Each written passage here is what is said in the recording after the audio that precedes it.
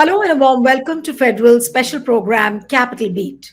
President of America Donald Trump has begun his crackdown on the illegal immigrants who have settled in America. And there is a report which says that 18,000 Indians will be deported back to India. Now, S. Shankar had met his counterpart, Rubio, and the reports are saying that they had a cordial talk and they also spoke on this immigration issue and along with it, the birthright issue as well. Now, are these two issues connected?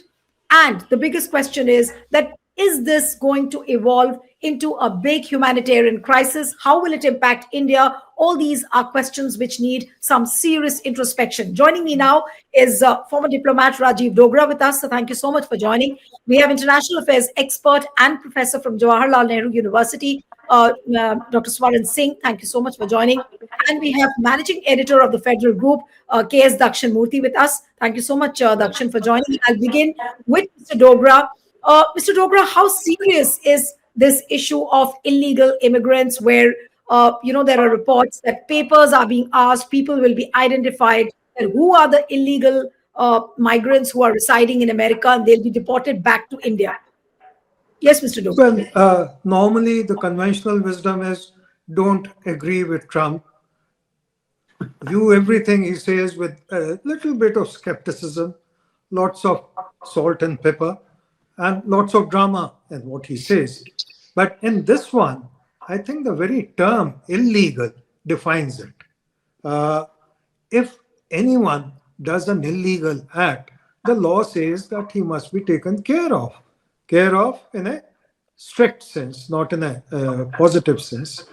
So the issue of illegal immigrants is not new, and it is not confined to America. For example, we in India have a great and grave issue of illegal immigrants from Bangladesh. Some estimates suggest that there are 5 million of them in India, and not all of them are legally entitled to stay here or work here or perform acts which no civil society or civilized society would allow. So it is an international problem. The only thing is Trump has flagged it, and Trump has made his intentions very clear that he is not going to permit America to be base for illegal immigrants who seem to be streaming in unchecked. How does it affect India? Well, it affects India in a major way because the total number of illegal Indian immigrants in America are estimated to be around 700,000. Now, that's a huge number. You said 700,000. You said 700,000, which means 7 lakh illegal 7 Indians. lakh. 7 Right. lakh. A little less than 1 million, 7 lakhs. Now, the immediate problem is those who arrived in recent months, and they are identified as about 18,000 who are either detained or waiting to be deported for some other valid reasons which American authorities have determined. In addition to that, there are another 60,000 people who came in recent years, and according to the American agenda, they are concentrating on those who came in recent years, and ultimately in the second batch, they will deport them whether they came in from India or Guatemala or any other place. Now, our issue is, let me detail it a little more, because this issue, as I said, is not new. It has been continuing between countries. And normally the tactic which is adopted, and validly so, is how do we determine that he is an Indian national? How do we determine that he is a Bangladeshi national? So this debate goes on between officials of two sides. And the receiving side, that means people who came in from that country, take the legalese that, sorry, the documentation is not valid. Now, in this case, in Trump's case, this is not going to work, because if you adopt delaying tactics for the sake of it and do not accept those 18,000, then you are really in opposition, to put it mildly, to Trump. So they have to be accepted. And whatever are the formalities have to be completed quickly. whether on basis of passport, because in some cases they destroy the passport, or some other identification method. Now, the issue is who's going to bear the cost of their transportation back? The second issue is what do they do when they come back here? Because 18,000 can be absorbed in the society, but 700,000 would be an issue of absorption in the society. So, if we think in the long term, then what do we do with this issue of illegal immigrants? And mind you, if the precedent set by America is followed by other countries, England, for example, or Germany, for example, then you have a much bigger issue. But there's a silver lining to every dark cloud. And the silver lining is some of those illegal immigrants may be undesirable elements who are Khalistanis or others whom India is accused of terror. So that particular segment would be a blessing in disguise for Indian legal authorities. Right. Okay, but Mr. Dogra, another question, and then I'll go to Mr. Dr. Singh. That is it really a reason to worry for India at the moment? Because there are lots of families who've, members from of many families they are residing in America, and are there reasons to worry? Well, let me touch this issue from another angle. Aren't we worried that there are agents who take innocent Indians who spend lakhs and lakhs to Yes. migrate to another country, be it America or Australia or New Zealand or whatever, Hmm. and ultimately find that they are living in slave conditions? When I was Right. ambassador in Italy, I rescued so many people who were living in slave conditions, young boys from Punjab, and they were hardly being paid, let's say, the equivalent of 100 rupees a day or some such thing. And they were miserable. In some cases, girls also. So, this problem, if it is tackled internationally, I think would be a blessing in disguise for all countries concerned. Right, right. Okay, I'll come to Dr. Swaran Singh now. The Dr. Singh, both these issues of the birthright as well as the illegal immigration, they are interconnected in some way or the other. How do you really see this issue panning out? Is it going to be very easy for Donald Trump to implement all of this? I'm sure there'll be petitions filed in the federal courts, in the US courts. And do you see many more people challenging this decision by Donald Trump? Thank you, Neelu, for having me on your program, first of all. And I think we are a largest democracy on the planet today, and we understand how democracies work. It's not easy for a single leader to shake the system overnight. Particularly when it comes to United States, the division of powers and the checks and balancing system that they have laid out in Constitution has a legislature, a judicial, and an executive branch, and a president, howsoever determined, will have to deal with the other two branches, and of course, will have to deal with the public opinion in that sense. That's point number one. Second, this issue of immigrants flagged by President Trump in a very flamboyant fashion. Suddenly, executive orders issued, etc., military to be deployed on southern borders, and so on, is, I think, creating certain anxiety. There is no doubt on that subject. But this is not a new issue. Just look at any previous presidencies, they were also deporting illegal immigrants from United States to other countries. It is hitting headlines because of the typical way that President Trump outlines his policies and tries to implement his policies. And that's point number two. Point number three, it is not black and white reality of people who are legal migrants and those who are illegal migrants. There's a whole spectrum of people with the incomplete papers or simply unaware of their status, whether their papers are good enough or papers are not good enough, and so on. So there's going to be a whole spectrum of all kinds of people who are going to be then, of course, getting concerned increasingly as to how whether they will qualify to be legal immigrants to United States or not. Fourth point, all these people who have gone to Western countries, we are talking here of United States, assuming that some of them have gone in through sort of mischievous means, not through legal means. Of course, they knew it. Their families knew it. Everybody knew it that this is how they were trying to enter United States. And of course, this does not include people who they think are going through legal means. Ambassador Dogra just mentioned lots of mischievous, sort of consultants who are sending people abroad, and people go abroad thinking they are going as legal immigrants, but sometimes their papers could also have problems. And final, very quick point, I think when it comes to the policy that India has on how to deal with illegal immigrants, India is very clear. India is very clear that illegal immigrants should be not just discouraged, but if possible, deported, because they could create all kinds of disruptions. And that is what President Trump is highlighting again and again, saying that these immigrants that he is worried about are not high skilled workers. In fact, if you see, Elon Musk recently said on X that I will launch a war on this subject that you have not imagined. So they need high skilled workers. And when you look at H1B visa, given India's population size and skilled manpower, three-fourths of those H1B visas last year were given to people of Indian origin.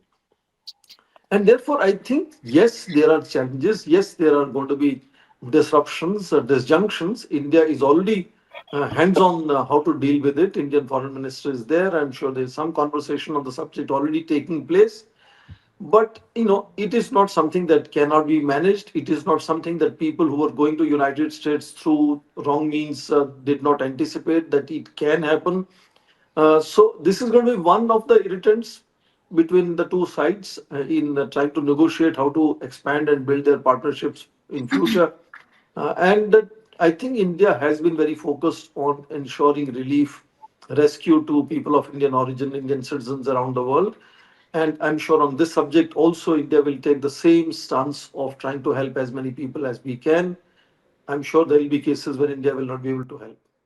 Right. Okay. I'll come to Dakshin. Dakshin, you've been following this issue very, very closely. Do you think that there's going to be a negative impact on India in the sense that now thousands and thousands, 18,000 is the on record figure of the Indians who are coming back to India. And Mr. Dogra, Ambassador Dogra just said that, this number is as good as like 700,000, which means it's not a small number. And if Donald Trump continues with the same aggression, the way he's pursuing this issue. Today in the morning, I saw visuals of the US Mexican border where people were trying to climb over the walls, that steel wall which has been erected.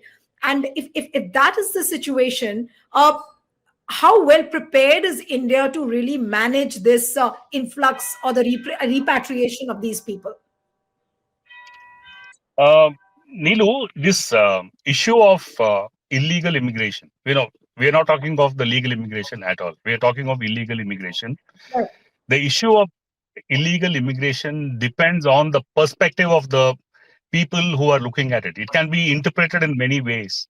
We can't necessarily assume that all illegal immigrants are, going to disrupt society or, anything of that kind. In fact, immigrants of all kind and even including illegal immigrants play a very, very important role as the underclass in many countries, including in the US. They work in low paying jobs. They're exploited because they don't have the right kind of papers, but they are people who in many ways contribute to the US economy in ways which we cannot imagine. So to be dismissive about illegal immigrants, I think is something that I can't agree with. That's number one. And secondly, the entire world is migrated at some point of time or the other, maybe legally or illegally. Migration is a inherent, part of our world. The way we have evolved as a human society. So I think we have to be a little circumspect in the way in which we talk about illegal immigrants. Okay, there are people who are fleeing for political persecution. There are people who are looking for economic opportunities. These are people who have a real need to take the kind of risks that they take. Okay, so that's one thing. And as far as the deportation of illegal immigrants are concerned, in the case of India, it's already happened. In the fiscal year 23-24, from September of 23 to September of 24, more than 1,000 illegal immigrants, Indian illegal immigrants in the US were deported to India across several flights. And many flights had at least 100 illegal immigrants. And in October, you had even more, several more flights of illegal immigrants being deported to India. So it's a continuous process. So now, when we talk of these 18,000 people, obviously they're not going to come back to India en masse. They will come over a period of time. And India is a vast country. 18,000 is nothing. It's not like 18,000 comes and our streets will be clogged or we'll be having massive repercussions. Nothing is going to happen. 18,000 will come and we won't even know it. It's going to be Right. like that. So So I you are think, saying that they're not going to come, they're not returning to India en masse. They will return maybe yeah, in batches, and that's not going to impact India in a major way. Okay. any which way. Okay. Yeah, right. Yeah. All right. So, but Ambassador Dogra, I'll come to you. That do you really see this issue as evolving into some kind of a humanitarian crisis, given the fact that it's just not India which is getting impacted, maybe on a smaller scale, but what about other countries? Could there be some kind of a backlash where you could see countries uniting on this issue and then probably telling Donald Trump or giving out some kind of a message to Donald Trump on this particular issue? Well, obviously, there are countries, for example, in South America, from where a large number of people are migrating every day. As you said yourself, people are still climbing over the walls erected against Mexico.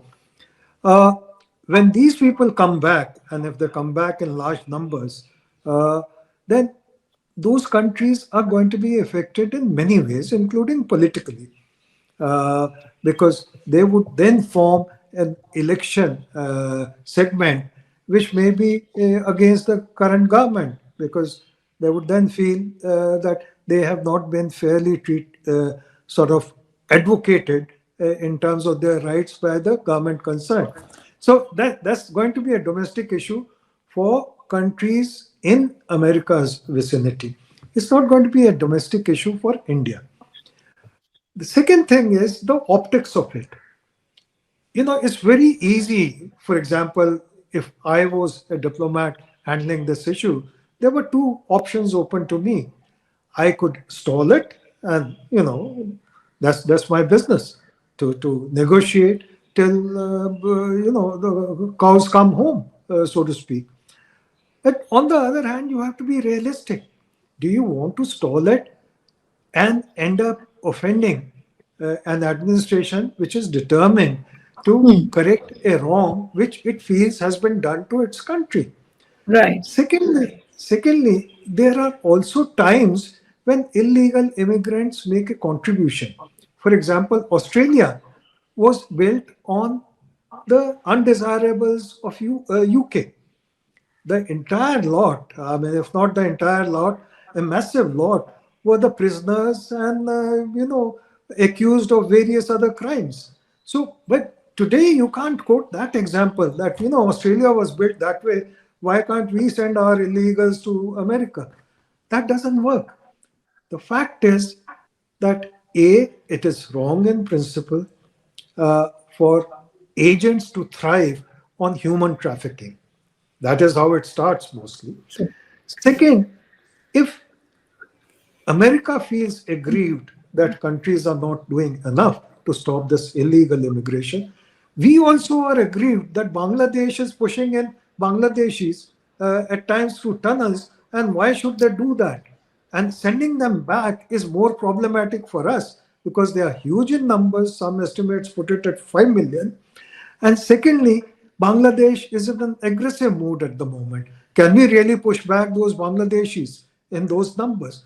So that is why I said that in a way it will send out a good message internationally if Trump's determination succeeds. So, I have already flagged the point that from the country's perspective, that means India's perspective or Guatemala's or Brazil's or whatever, they would want to stall it. But is it the right thing to do?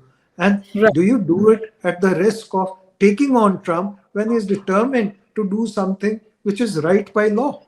Yeah, that's true. That's true. That no country will offend Trump, and rather they would try and placate and just listen to what he's saying and obey the similar orders. Okay, now I'll come for the concluding remarks, Dr. Singh, to you, and then I'll come to Dakshin. What do you have to really say towards the end, Dr. Singh? I think Ambassador Dogra will wear me out when we say that if an ambassador says no, he's not a diplomat. So it's not placating Donald Trump. It's always good in diplomacy not to take a confrontationist, zero sum kind of an approach. Work together and find out how the concerns of either side can be blended together so that you maximize gains and minimize the costs attached. So definitely, India is not going to confront this reality of some of these people who earlier also have been sent back to India, could be sent back to India. Second, I think it's also important to underline the whole idea of this illegal immigrants is at best about 80 years old story. Before that, nations didn't have this kind of strict border management systems. In fact, till the Second World War, there were hardly about 30 countries who could say we can manage our borders in knowing who is coming out and who's going out from here. Uh, the gradual progression of sensitivities in terms of protecting borders from immigrants, issuing visas, and so on is just about 7, 8 decades story, and we could see that changing in coming times again. I even believe that the whole the attraction that some of the Indian people have to go to United States will go down as India starts growing. India is going to become the fourth largest very soon, and maybe third and second largest economy on the planet. Growth rates are impressive. So that kind of lower that we have seen in Indian how many 300,000 Indian students are today in various colleges and universities in United States. And finally, I think the lesson from here, and I want to close that on that lesson for India here is to really crack down on these agents who are fooling innocent people, showing them certain potential and dreams and so on, and virtually looting them and giving them papers which end up once they reach there not being complete, if not completely illegal, not being complete, and that puts those people into enormous distress and problems. And I think this should be a lesson for government of India to wake up and look at how to deal with these agents who are fooling some of the innocent Indians. Right. Okay. So finally, Dakshin, how will Modi government now handle all of this? If the Indians are returning back, like you said, that they are not going to return en masse, but even if they are coming in small batches, but there are certain deep-rooted problems, as Dr. Singh was pointed out, that it must be done. And so, how is it really going to? I mean, how is the government really going to tackle, according to you? Nilu, I think we need to turn the problem around and first figure out why are so many Indians so desperate to leave India. Take all the chances and go abroad and live, which means that there's a fundamental problem in this country where there are no opportunities, there are no people, don't see any future for them. The people who migrate, taking all the risks and chances of being jailed, of dying on the way, of being exploited. Why are they doing it? Because they don't see any future for themselves in India. So you have a huge number of people going from Gujarat, for instance. You have a huge number of people going from Rajasthan. So why are they going? So if the Indian government or anybody in India is really interested in this issue, they should first try to address that problem, because fundamentally illegal immigrants are not taking the permission of the government to go anywhere. They will go. Whatever opportunity, whatever opening they see, they will go. It's a completely unofficial way of going. So it's not like any government can prevent them from going anywhere. You understand? But the feeling that I must leave this country and go somewhere else, even if at the risk of killing myself or dying, it means that there is something seriously wrong here. You don't have illegal immigrants from the US coming into India, do you? Have you seen any illegal immigrants from the US coming to India? Why don't they come to India? Because they have opportunity in their own country. But here we are rushing to go out here and there all over the place. Why are we doing it? So we should look at that problem. That is the issue to be looked at, not how to crack down on the illegal immigrants, how to regularize them, how to prevent them from going. That is not the issue. True, true. So it's an issue. I think all eyes would be on how it unfolds, what kind of impact it has, and also not only in India but internationally as well. How this issue is playing out, and some very disturbing visuals coming from the U.S.-Mexican border there since morning, and how people are trying to climb over the walls. We'll have to wait and watch how things unfold. Thank you so much, Ambassador Dogra, Dr. Singh, Dakshin. It was wonderful to have all of you on the program, and want to appeal to the viewers who are watching this discussion. Subscribe to our channel, send us a feedback, and stay tuned to the Federal. Thank you.